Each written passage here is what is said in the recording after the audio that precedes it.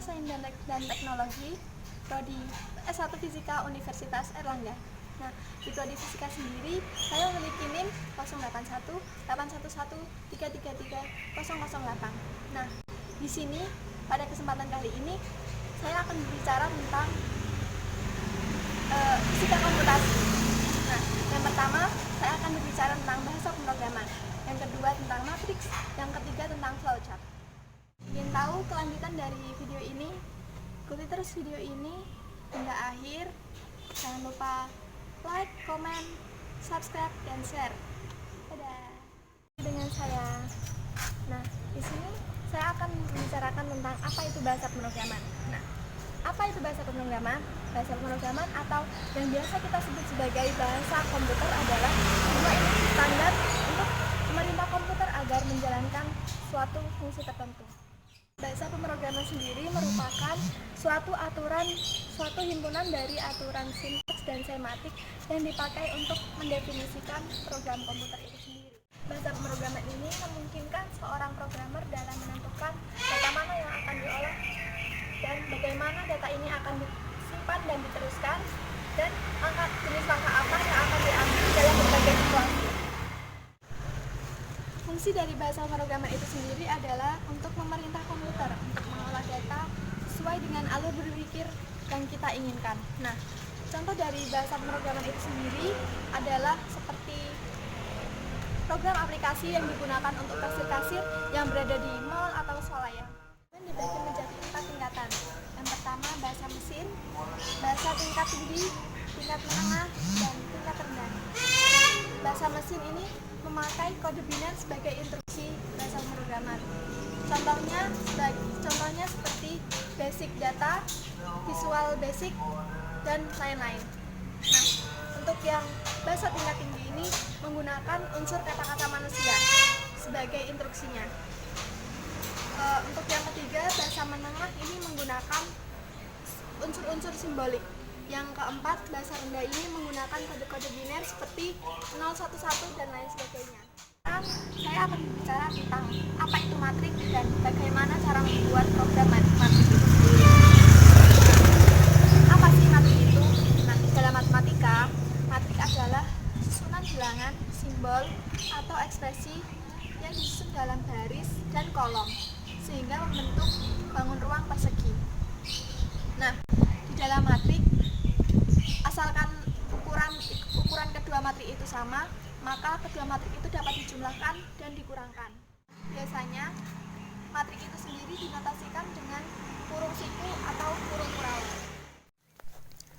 Oke teman-teman, setelah kita tahu dan mengerti apa itu matrik, selanjutnya kita akan mencoba untuk membuat program yang dapat memudahkan kita dalam menjumlahkan hingga mengalihkan suatu elemen matriks. Nah, pertama, kita akan membuat program untuk mencari transpose, inverse, dan determinan suatu matriks. Langkah pertama, kita menuliskan clear all dan CLC pada kolom pertama dan kedua layar oktav. Nah, clear all ini berfungsi untuk menghapus variabel, sedangkan untuk CLC berfungsi untuk membersihkan layar oktav.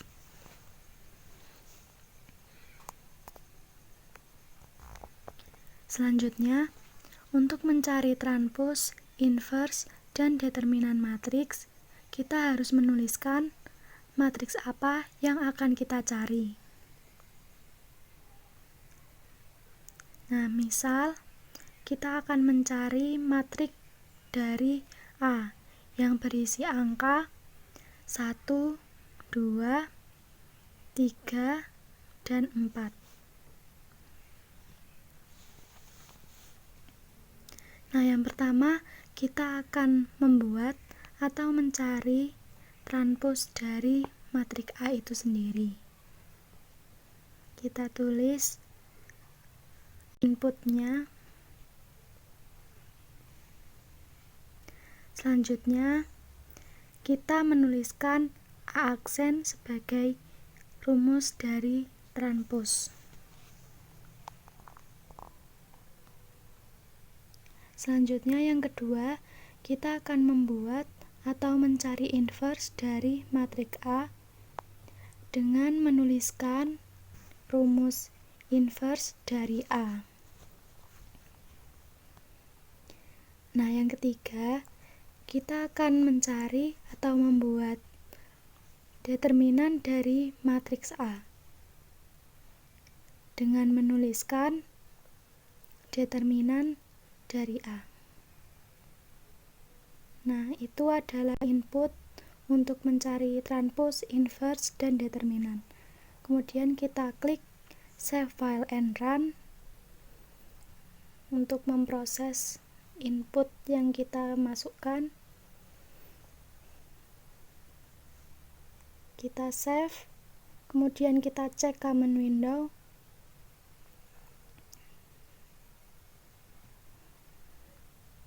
Nah, itu adalah output dari transpose, inverse, dan determinan. Oke, selanjutnya kita akan membuat program untuk menjumlahkan matriks dengan menggunakan perulangan.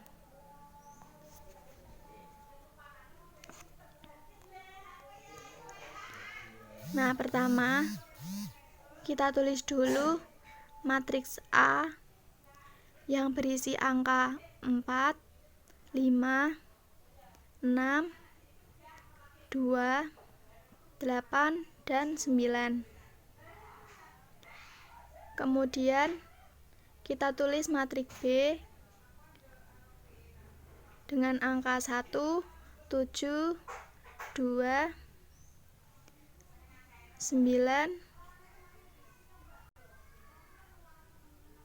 8, dan 5.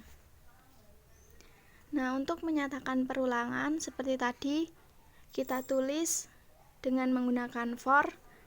Maka untuk for I adalah dari 1 hingga 2. For J dari 1 hingga 3. Nah, sehingga hasil dari penjumlahan matriks A dan B itu kita nyatakan dengan matriks C, IJ. Maka matriks C, IJ itu merupakan hasil dari penjumlahan elemen matriks A dan elemen matriks B.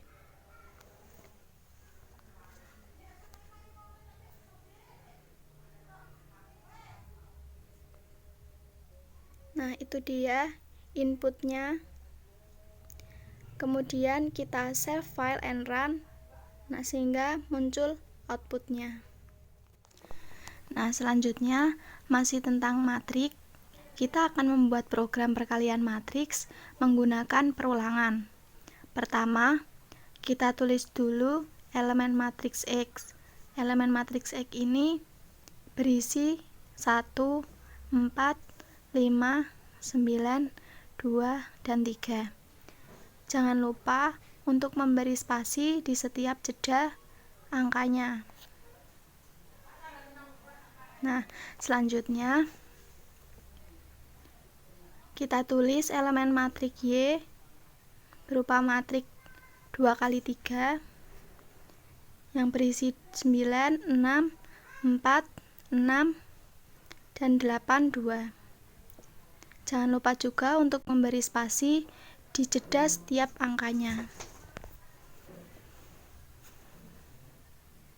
Nah, kemudian kita tulis kalimat untuk output apa yang akan kita cari. Nah, kita akan membuat perkalian matriks menggunakan perulangan. Nah, kemudian dalam bentuk perulangan, maka kita menggunakan for. Jadi, untuk I atau for I dari 1 hingga 2. Kemudian untuk J atau for J dari 1 hingga 2 juga. Nah, selanjutnya untuk K atau for K ini dari 1 hingga 3. Nah, di sini kita akan menyatakan hasil perkalian matriks tersebut dengan matriks ZIK, ZIJ,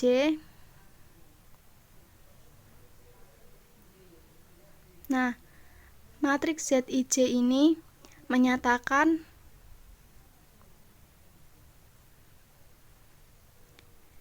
bahwa ZIJ ini merupakan perkalian antara matriks dari elemen X IK dengan elemen matriks Y KJ. Nah, inilah input dari perkalian matrik menggunakan perulangan. Itu dicek ke common window-nya akan menampilkan output dari hasil perkalian. Sekarang saya akan berbicara tentang flowchart atau diagram alir.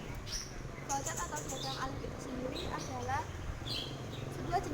sebuah jenis diagram yang mewakili algoritma yang menampilkan langkah-langkah yang berisi simbol-simbol grafis dan dihubungkan dengan panah. Oke, ini adalah flowchart atau diagram alir dari program atau aplikasi penyedia layanan jasa berupa Halo Service. Di dalamnya terdapat berbagai macam simbol grafis yang berbeda-beda.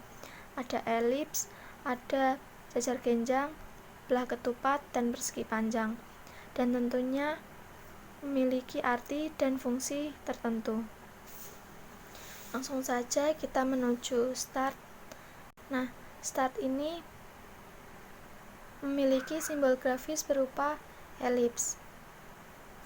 Elips atau yang biasa disebut sebagai terminal simbol ini menyatakan permulaan atau akhir dari kegiatan. Selanjutnya kita turun. Di situ ada simbol grafis berupa jajar genjang atau yang biasa disebut simbol input dan output. Setiap jeda dari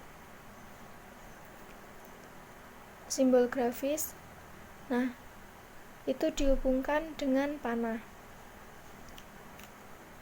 Simbol input dan output itu menyatakan proses input-output. Nah, semisal kita punya akun, maka kita tinggal masuk. Semisal kita tidak punya akun, maka kita harus mendaftarkan terlebih dahulu. Nah, kemudian kita turun, di situ terdapat simbol grafis berupa belah ketupat.